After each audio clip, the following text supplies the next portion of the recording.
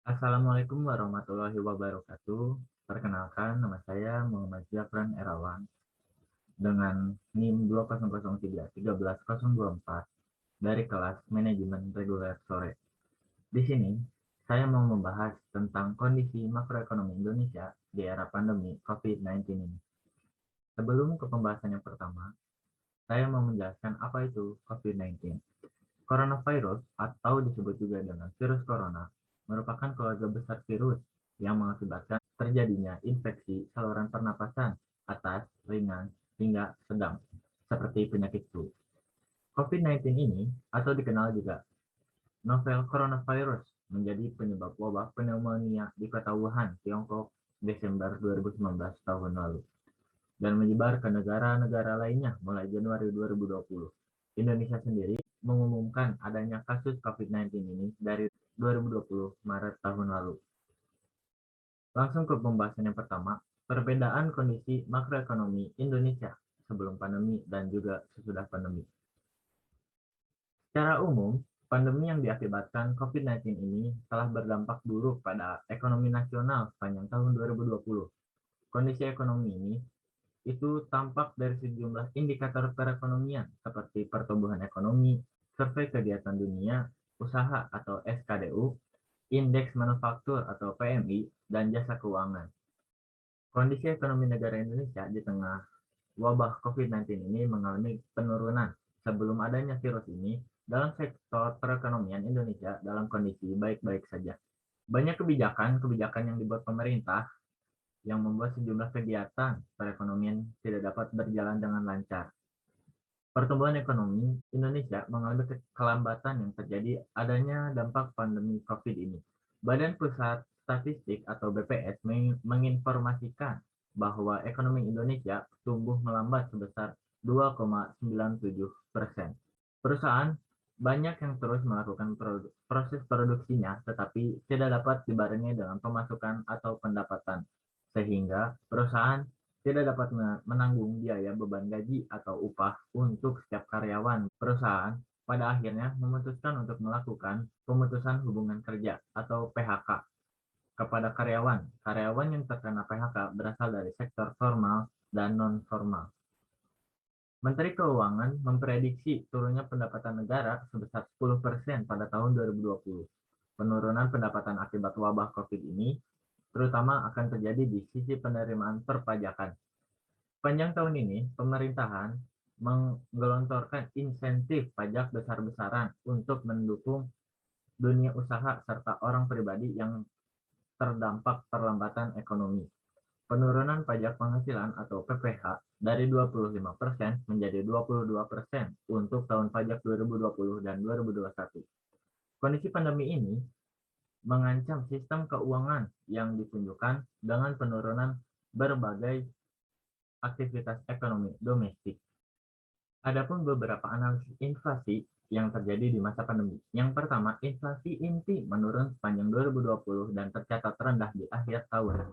Yang kedua, perlambatan inflasi inti tersebut terjadi baik pada sektor makanan maupun non-makanan.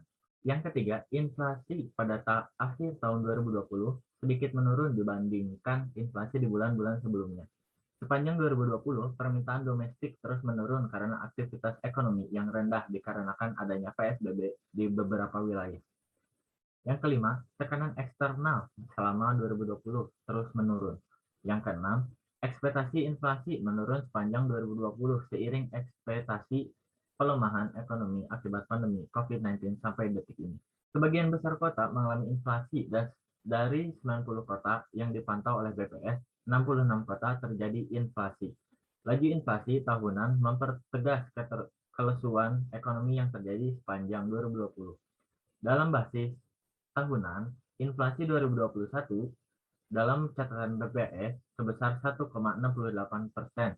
Itu adalah angka inflasi tahunan terendah Indonesia selama 7 tahun terakhir. Jika dirinci berdasarkan komponen, inflasi inti di tahun 2021 mencapai 1,60%. Dari angka itu, komponen ini terhadap inflasi secara keseluruhan sebesar 1,05%. Dalam basis bulanan, inflasi cenderung naik selama 3 bulan terakhir di Indonesia. pada tahun 2020. Untuk Desember, BPS mencatat laju inflasi month to the month atau bulan ke bulan sebesar 0,45%. Angka itu lebih tinggi dibandingkan inflasi bulanan di November dan Oktober, yang masing-masing sebesar 0,28% dan 0,07%.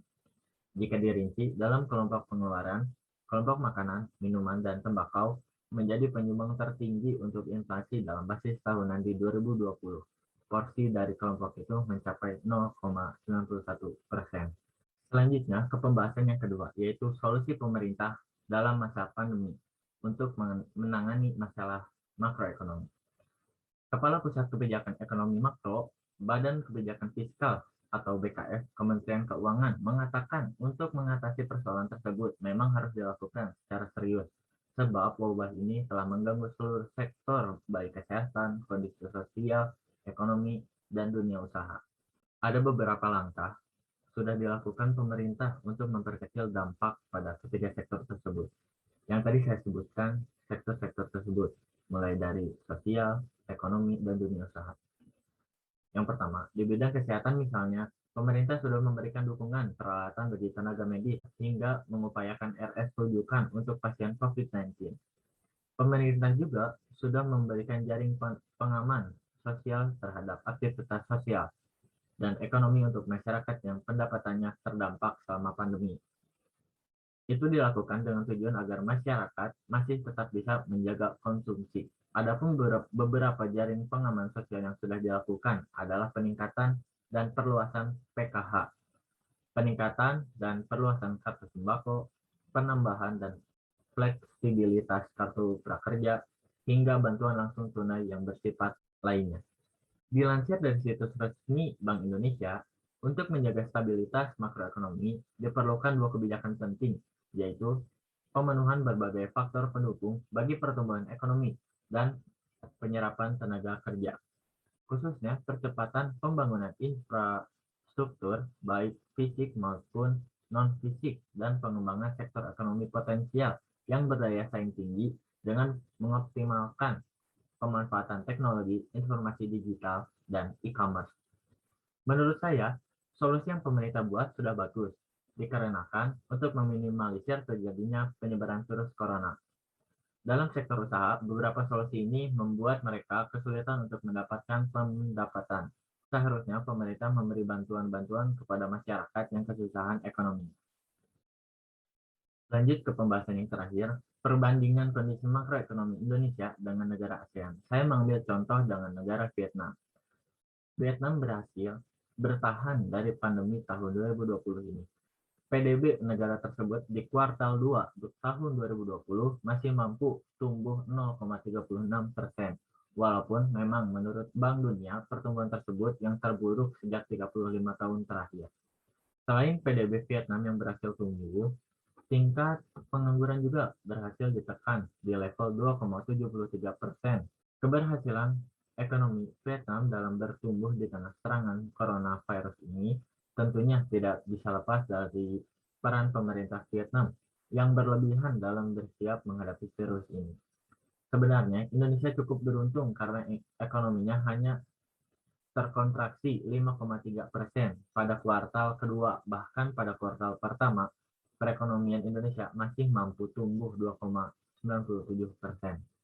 Meski untuk sementara ini, Indonesia masih belum masuk ke jurang resesi, akan tetapi tentunya resesi masih mengintai sebab banyak analisis, termasuk Menteri Keuangan Sri Mulyani memprediksikan bahwa perekonomian Indonesia di kuartal ketiga masih ada kemungkinan untuk kembali terkontraksi apabila jika melihat data inflasi pada bulan Juli di mana terjadi deflasi sebesar 0,1%, yang bisa mengindikasikan bahwa daya beli masyarakat Indonesia belum benar-benar pulih. Bisa dibilang Vietnam lebih baik dari Indonesia dikarenakan pemerintah di sana menerapkan langkah drastis dalam mencegah penyebaran virus COVID yang tidak merugikan masyarakatnya. Sekian dari saya. Mohon maaf apabila ada kesalahan dalam perkataan.